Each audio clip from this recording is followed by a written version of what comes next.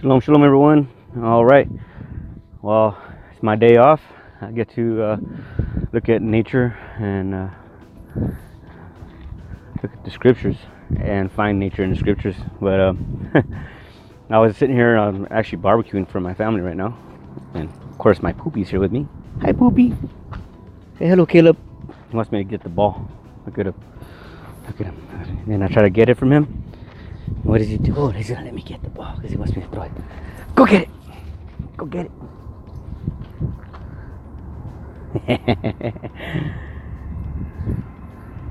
Look at the baby. Oh, that's my puppy. Oh, my Poopy. Anyway, I get to barbecue for my family, and I really say I get to because it's a blessing, you know. Let's see what we got on the grill today.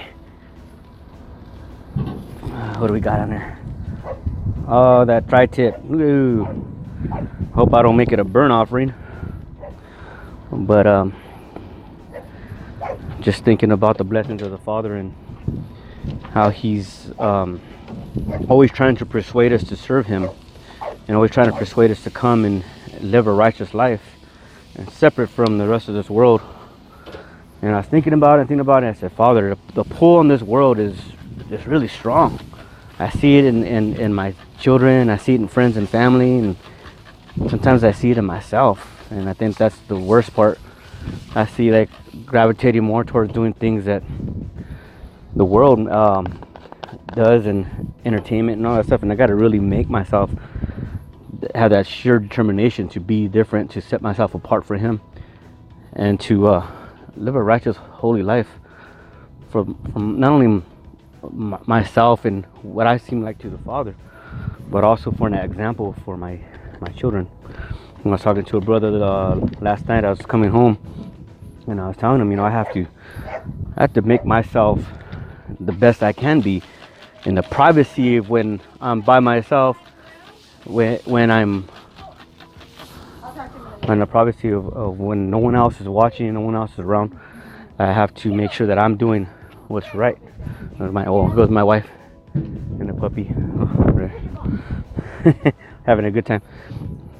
But I have to make myself that separation. My puppy. But so the thing, the way we are when we're in private, what our children see. They know the truth because they see you in your good times, your bad times, when you're sick, when you're not, when you're mad. That's when a lot of truth comes out, huh? When you're hurting, when someone's done you wrong, and they hear all the things you say behind closed doors. You might not say on YouTube, or you might not say in a setting where there's a lot of people. And so you gotta really make sure that you're presenting yourself a proper way, even when things are bad, or even when things are upsetting you. You gotta just check yourself, say, hey, wait a minute, I can't be that way. I gotta hold myself accountable to what I know. I gotta hold myself accountable to what I teach. I gotta hold myself accountable to the life I'm trying to live and lead others in. And I just said, Father, help me, this pull in the world. I said, Father, how do I compete to grab the minds of the youth, to grab the minds of even old souls?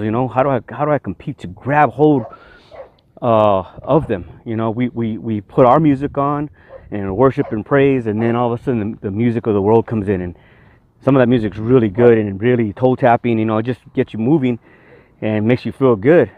And I said, Father, that's just the way it is. I don't care who we think we are and how righteous we think we are. That pull is there. And I said, but I love your music, Father. I love your worship. I love your praise. And he said, it's a matter of time.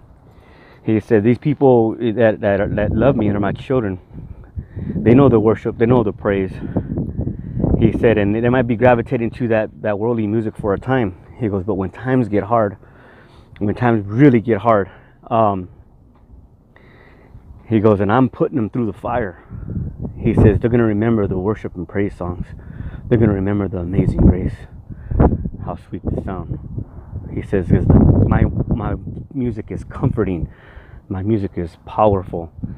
And I stepped back and I said, Father, you're so right. You're so right. Because when I'm in a time of really thinking and excuse me for that, and searching Him out, I gotta get my prayer closet and I put his music on. I put worship and praise of my brothers and sisters that are out there in this world that have made this beautiful music, and it's comforting to the soul and it brings peace. Not this other music, this worldly music. That music can get you going for like a workout. It can get you, excited. It can, be something fun to dance to, whatever, with your spouse. Yeah, that's all, whatever. But when it comes to you needing help, when you need to get out of a circumstance, you need something to quiet the cries and to capture the tears and feel that embrace of the Father. When that time comes, remember the songs of old. For those of you who have come out of church, remember those times of those bad music. You would sit there and you would just cry and weep, and you can feel the Ruach, you can feel the Holy Spirit just all over you, embracing you and making a healing and making a difference. Remember that pull. Remember that He's there for you. And as this world's pulling on you, remember the Father's waiting there for you. He's waiting there. He's waiting, and He's with His open arms and His open heart, and He's saying, I'm still right here. I'm still right here. I'm waiting for you. And Father, I don't want to keep you waiting. I want to keep you waiting for me. I want to run to you. I want to be there in your arms. I want to be in your embrace. I want to be in your presence, so that I can be the best person that I can be. Yeah, we got to make that separation. We got to do something to show the world that our Father is someone who's gonna be there for you when the times really get hard and things really get bad. Whew, out of smoke. Starting to look good. Woo. But I cherish the time I have away from work and with my family and my children. And today I get to cook for them today.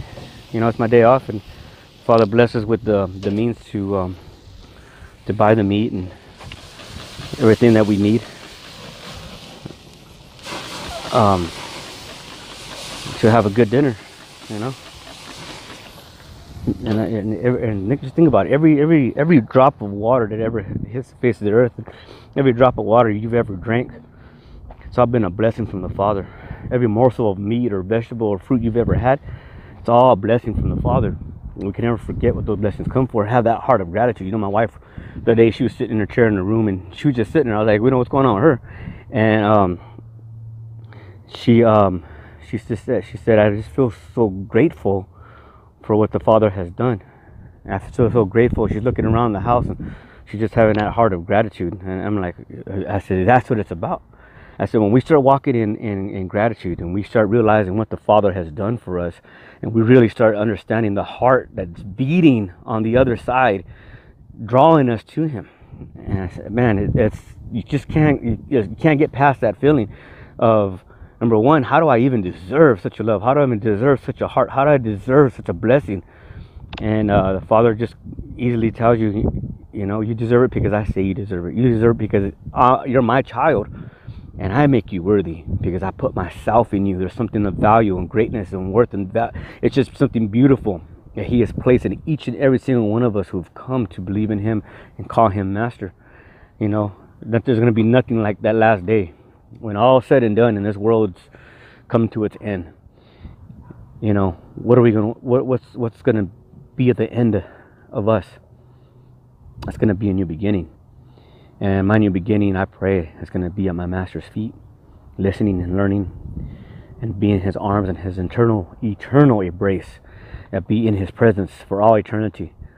And not having any doubt, not having any fear, understanding finally what all these things about, what the depths of the Bible really mean, without all man's cliches and all man's doings and all man's doctrines and whatever they're trying to massage the Bible to say. All that's going to be done away with. Nobody's just going to stand there with that pure water, without any defilement, that pure word that's going to just soothe our soul and bring so much clarity and so much understanding to all the hardships of our life and all the pain and suffering and all that we went through in this avenue and journey called life that the Father has led us through. He's going to explain all the variables and all the details and all these little things that happen in our life. And why did my heart have to break? Why did that person have to leave? Why did that person have to die? Why did that person mistreat me? What happened in this relationship? Why was this stolen from me? Why was this ripped away from me? Well, He's going to explain all that.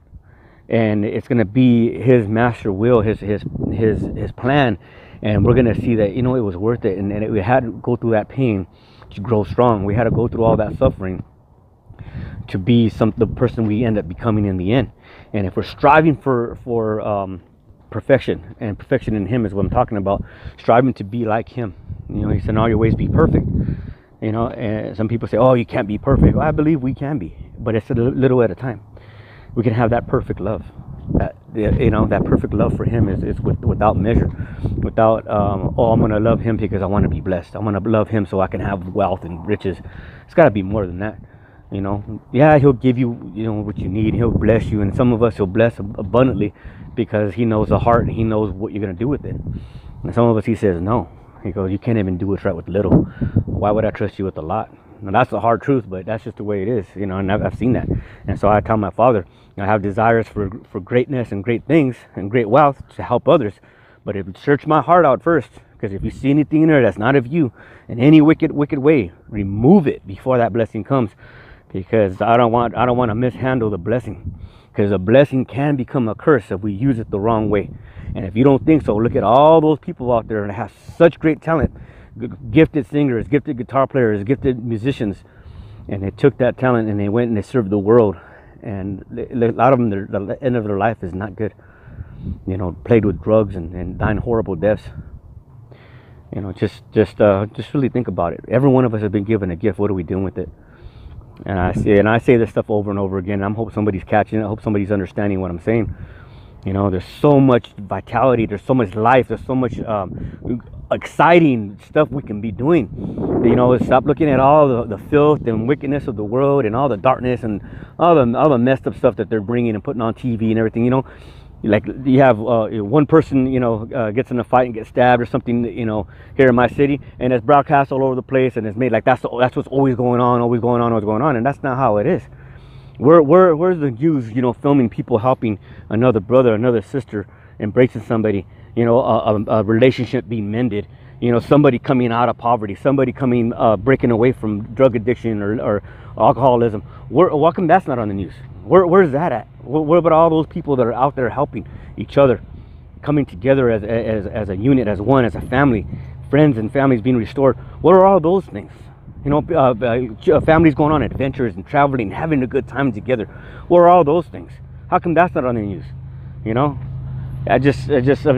get kind of sick and tired of it. I mean, I grew up in a bad neighborhood and saw nothing but horrible things all around. Why would I want to see that and put that in front of me on purpose? And I said, no, there's got to be more than life than that. I'd rather come outside and play with my puppy. I'd rather go inside and play board games with my children. Go in there and go over the Torah portion in a way they can understand it.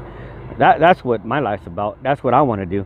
Enjoy the life that the Father has given me, and let no one take it away. All right. Well, shalom. Hope you all having a blessed day. I'll get it cut off here, but just be blessed. Have a good time. If you have the day off, go do something with your family. Do something. It doesn't matter what the world is doing. Go do something with your family. Enjoy the time that you have off. Because my puppy. All right. Well, shalom. I'll see you all soon.